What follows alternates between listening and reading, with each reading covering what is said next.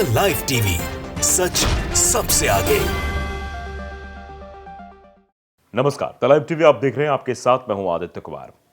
रूस और यूक्रेन का युद्ध भी शुरू हो गया है। जैसा कि आपको ज्ञात है किस तरीके से रूस ने यूक्रेन पर हमले किए हैं, जिसके बाद से अब अमेरिका की भी टेंशन बढ़ी हुई है कि अमेरिका आखिरकार अब इन चीज़ों में क्या करेगा और इसको लेकर अब इजराइल से भी क्या डायरेक्ट भिड़ंत होगी रूसी सेना की। ये अपने आप में बहुत बड़ी बात है, क्योंकि अब देखिए वाजिद खान ने एक ट्वीट किया है कि रूसी सेना ने सीरिया में इजरायली मिसाइलों को नष्ट किया है। इजराइल द्वारा सीरिया पर दागे गए 10 हवाई बम, तीन जो है क्रूज मिसाइलें, सफलतापूर्वक इसको रूस ने जो है वो नष्ट कर दिया है। तो इजराइल द्वारा सीरिया पर जो अटैक किया गया, उस अटैक को ध्वस्त कर दिया गया है रूस की तरफ से। तीन क्रूज मिसाइलों को रूस ने सफलतापूर्वक नष्ट कर दिया है। रूसी सेना ने सीरिया में इजरायली मिसाइलों को नष्ट कर दिया है। तो ये अपने आप में बहुत बड़ी खबर है, यानी अब रूस का मूवमेंट जो है वो इजराइल की तरफ हो सकता है, क्योंकि इजराइल जिस तरीके से हमला कर रहा है, इजराइल जिस तरीके से निशाना बनाने की कोशिश कर रहा है अपने जो है मतलब लोगों को, आसपास सीरिया हो गया या फिर जॉर्डन की तरफ भी पहले से हस्तक्षेप था। जॉर्डन से फिलहाल शांति समझौता हो गया था, लेकिन जॉर्डन ने वेस्ट बैंक में अपने हथियारों को भेजना शुरू कर दिया था। हमास से उसका युद्ध चल ही रहा है, हिजबुल्लाह से लेबनान की तरफ संघर्ष चल रहा है, हुती अलग से जो है वो लाल सागर को लेकर वो अटैकिंग मोड में दिखाई दे रहा है, अमेरिका पर भी हमला कर रहा है। तो ऐसे में इजराइल के सामने नए नए दुश्मन सामने आ रहे हैं और ऐसे में उसके सामने मुसीबत बढ़ती चली जा रही है। तो अब ये जो मिसाइल आई हैं, जो ये 10 हवाई बम जो दागे गए हैं इजराइल द्वारा सीरिया पर, उन सभी को नष्ट किया गया है रूस के द्वारा। और रूसी सेना अब पूरी तरीके से एक्टिव दिखाई दे रही है और उसके एक्टिव होने के बाद से मामला और भी गड़बड़ हो सकता है। दरअसल आप जानते हैं अभी रूस यूक्रेन का युद्ध आया है और युद्ध हुआ है, इसको लेकर जो है तरह तरह की बातें भी इस समय उड़ रही हैं कि आखिरकार आगे क्या होने वाला है। ये हमास और इजराइल का जो युद्ध चल रहा है, इसमें रूस की क्या भूमिका होने वाली है, इसको लेकर भी अब स्थितियां स्पष्ट होनी लगभग शुरू हो गई हैं, क्योंकि लगातार ये कहा जा रहा था कि रूस अपना स्टैंड ज़रूर क्लियर करेगा इस पर कि वो आगे आने वाले समय में किस तरीके से युद्ध में जाएगा। लेकिन उसने जिस तरीके से हमला किया है, उसके बाद से मुसीबतें और खड़ी हो गई हैं इजराइल परेशान दिखाई दे रहा है।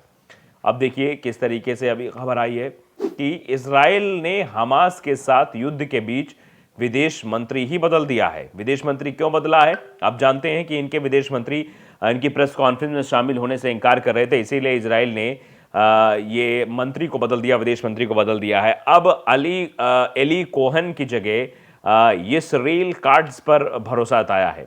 हमास के साथ जारी युद्ध के बीच इजराइल में कैबिनेट फेरबदल हुआ है और ये कैबिनेट फेरबदल दरअसल विद्रोह के कारण हुआ है। जो विद्रोह इजराइल में हो रहा है, उस विद्रोह का सामना इजराइल नहीं कर पा रहा है। इजराइल युद्ध ही नहीं कर पा रहा हमास से, क्योंकि उसके सामने बड़ी मुसीबतें हैं। वो कैसे युद्ध करेगा? अंतर्राष्ट्रीय स्तर पर उसके ऊपर दबाव बन रहा है और वो जिस तरीके से अभी रूस से पंगा लिया, उसने रूस सीधे सीधे मैदान में आ गया, सीरिया पर अटैक कर रहा था। रूस ने उन सभी अटैक्स को ध्वस्त कर दिया है, इजराइल को सीधी चुनौती दे दी है। तो क्या इजराइल अब रूस से भी युद्ध करने के लिए जाएगा? और रूस से युद्ध करने जाएगा तो फिर उसके सामने एक और मुसीबत आ जाएगी। और रूस ने तो अपना मन बना लिया है, उसने अमेरिका को तो पूरी तरीके से कमजोर कर दिया, अगर एक तरीके से देखा जाए तो।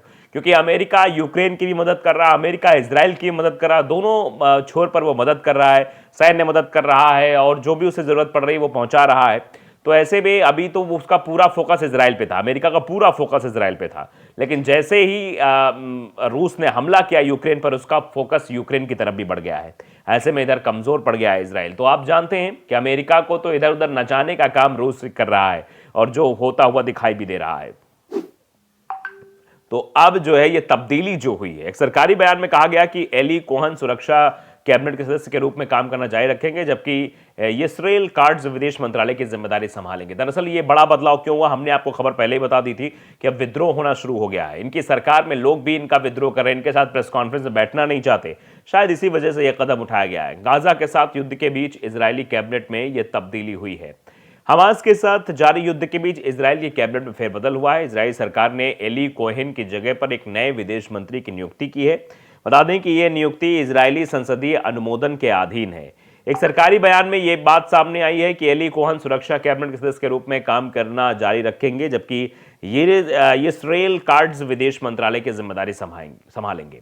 फिलिस्तीन जो समर्थित समूह है हमास ने 7 अक्टूबर को इसराइल पर एक के बाद एक मिसाइल दागकर युद्ध की शुरुआत की थी।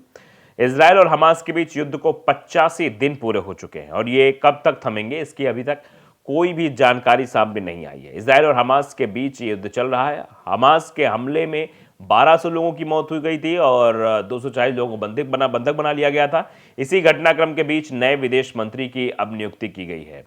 इजरायली सरकार ने संसदीय अनुमोदन के अधीन फरवरी में होने वाले स्थगित नगरपालिका चुनाव को हरी झंडी दे दी है। प्रधानमंत्री कार्यालय के बयान में कहा गया है कि हम आमतौर पर युद्ध के समय चुनाव नहीं कराते हैं, लेकिन ये चुनाव पहले से निर्धारित है और उन्हें पहले ही एक बार स्थगित किया जा चुका है, तो अब वो स्थगित नहीं किया जाएगा, अब चुनाव भी कराया जाएगा। इस रणनीति के तहत वो आगे बढ़ रहे हैं। तो इजरायली बमबारी से गाजा में क्या हालात बने हैं ये भी जानना समझना जरूरी है कि कितना गाजा तबाह हुआ है। 70% से ज्यादा घर जो है वो खंडहर बन गए हैं। रिपोर्ट जो आई है वो बेहद चौंकाने वाली रिपोर्ट है। जंग के बीच गाजा स्थित घरों को लेकर एक चौंकाने वाला खुलासा हुआ। रिपोर्ट के अनुसार 70% से अधिक घर खंडहर में तब्दील हो चुके हैं। आप समझिए, मतलब हर जगह सिर्फ कब्रिस्तान दिखाई दे रहा है, शमशान दिखाई दे रहा है। हमास के साथ जारी जंग के बीच इजरायली सेना गाजा पट्टी में अंदरूनी इलाकों में घुस गई है। ऐसे में वहां जोरदार हमले किए जा रहे हैं। करीब 3 महीनों से जारी जंग के बीच इजरायली सेना ने फिलिस्तीनी इलाके में 70% घरों को नष्ट कर दिया है। इस बात की जानकारी सरकारी मीडिया कार्यालय ने दी है। अल जजीरा की रिपोर्ट के अनुसार इजरायली बमबारी में 200 से अधिक पुरातत्विक स्थल भी नष्ट हुए हैं। वॉल स्ट्रीट जर्नल की रिपोर्ट में कहा गया है कि इजरायली हमलों में 4,39,000 घरों में से लगभग 3 लाख घर नष्ट हो गए हैं। सैटेलाइट से ली गई तस्वीरों को देखने के बाद रिपोर्ट में कहा गया कि पट्टी पर गिराए गए 29,000 बमों ने आवासीय क्षेत्रों, अस्पतालों और शॉपिंग मॉल को निशाना बनाया है। रिपोर्ट के अनुसार सभी नागरिक बुनियादी ढांचे इस हद तक क्षतिग्रस्त हो गए हैं कि उनकी मरम्मत ही नहीं की जा सकती है। रिपोर्ट के अनुसार इजराइल ने लगभग 2 महीनों में 2012 और 2016 के बीच सीरिया के अलेप्पो, यूक्रेन के मरियुपोल और द्वितीय विश्व युद्ध में जर्मनी पर मित्र देशों की बमबारी से अधिक विनाश बरपाया है। विशेषज्ञों का कहना है कि गाजा में इजरायली सैन्य अभियान अब हाल के इतिहास में सबसे घातक अभियानों में से एक है, जिसमें 21,500 से अधिक लोग मारे गए और 55,000 लोग घायल हुए हैं। गौरतलब है कि 7 अक्टूबर को हमास के लड़ाकों ने इजराइल पर अचानक हमले कर युद्ध की शुरुआत की थी, जिसके बाद इजराइल गाजा पट्टी में घुसकर जवाबी कार्रवाई कर रहा है। इजरायली सेना का दावा है कि वह हमास के लड़ाकों को निशाना बना रहा है, लेकिन विशेषज्ञों ने गाजा पर बमबारी करने के लिए इजराइल की आलोचना भी की है। इजराइल दुनिया की सबसे घनी आबादी वाले क्षेत्रों में से एक गाजा पर लगातार बमबारी कर रहा है, जिसमें 365 वर्ग किलोमीटर यानी 141 वर्ग मील भूमि पर 2.3 मिलियन लोग रहते हैं। मीडिया रिपोर्ट का कहना है कि मारे गए लोगों में से अधिकांश आम नागरिक हैं और उनमें से 70% बच्चे और महिलाएं और बुजुर्ग हैं। तो इन लोगों की हत्या करना किस हद तक सही आप बखूबी जानते हैं, लेकिन इजराइल मान नहीं रहा है। तो लाइव टीवी को अगर आपने सब्सक्राइब नहीं किया जरूर करिए, बेल आइकन दबाइए ताकि सच खबर आप तक पहुंचती रहे। नमस्कार। द लाइव टीवी, सच सबसे आगे।